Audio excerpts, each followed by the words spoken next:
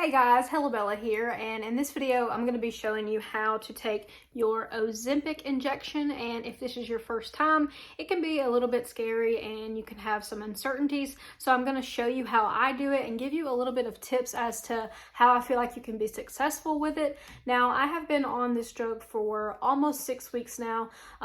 Initially I started on the 0.25 dose, and now I've moved up to the 0.5 dose, and I'll be taking that for 4 weeks, and then we'll see what my doctor wants me to do. So I'm going to show you how I take the shot, and then we'll just go ahead and talk a little bit about how to most effectively manage the side effects from the shot, and also, the best time of day to take your shot, the best way to do it, and just a little bit of info in general. I thought that I would take my shot on camera because I know that some of you have asked what it's like to give it to yourself. I am getting it ready to take the 0.5 milligram shot. So here's my pen. I'm just going to take the lid off of it, and I'm going to take the sticker thing off of the needle.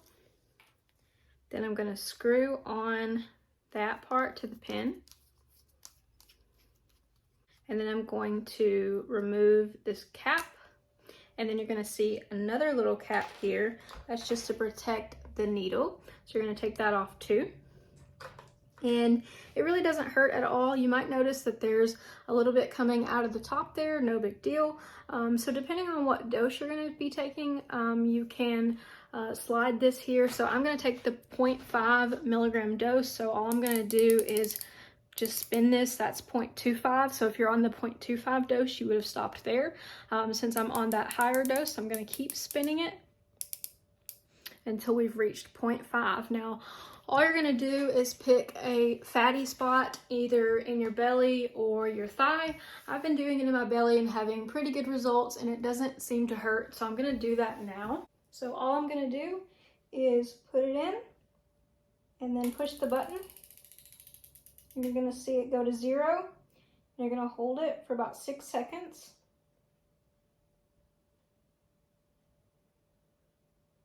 And then you'll just pull it out. And this is the end of this pen. As you can see, I just got a new pen. I really try to conserve because it is so expensive, but just to keep everything, sterile and safe for me throwing this away, I'm going to put the lid back on it, and then I'm going to put this lid over it. Since this is the end of this pen, I can throw it away. But that was as easy as it can be. It really isn't too difficult. The first shot, I was a little bit scared, but now I'm feeling more comfortable with it, and I feel like anybody can do it. You just need to push past that mental barrier that tells you, oh, it's going to hurt or it's going to be scary, and just kind of stick it in and push the button, and you're done. It's just that easy.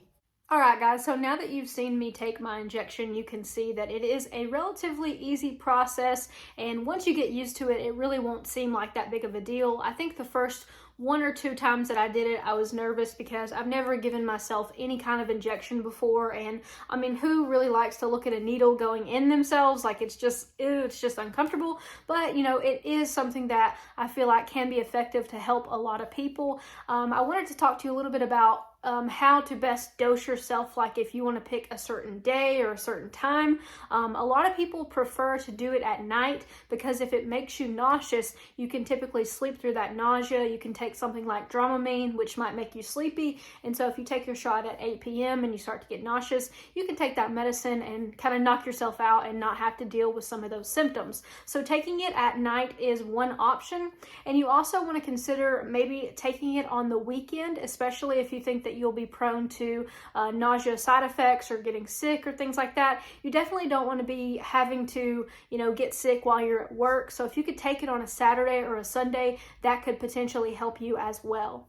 Now, obviously, I haven't made a ton of progress because I've only been on this drug for less than 6 weeks, but I can tell that even though I'm not losing as much weight on the scale, my body is starting to slim down. I'm feeling like my pants are fitting better. My tops are like flowy more. When I bought this shirt, it was pretty tight, and now I'm seeing that it's sort of flowy at the bottom where it used to sort of hug me before.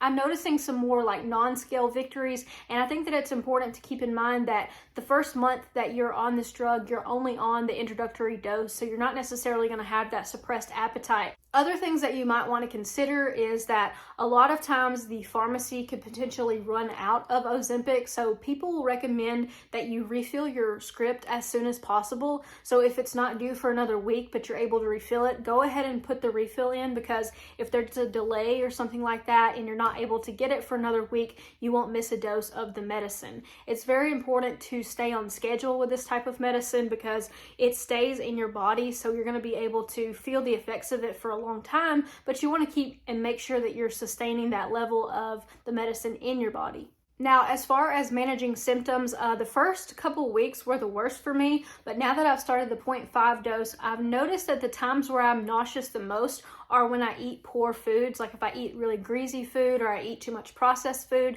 that's typically when I will feel the most nauseous. So if you want to try to not, make yourself feel like that, it's better to eat whole foods and unprocessed foods whenever possible, and to stay away from like greasy foods. Now, you do not have to refrigerate this after you take your first shot, but I keep mine in the refrigerator just because I feel like it's easy to keep up with it in there. I know it's safe, and I know that, it's not going to, go anywhere as long as I keep it in there. So I'm just going to continue to refrigerate mine.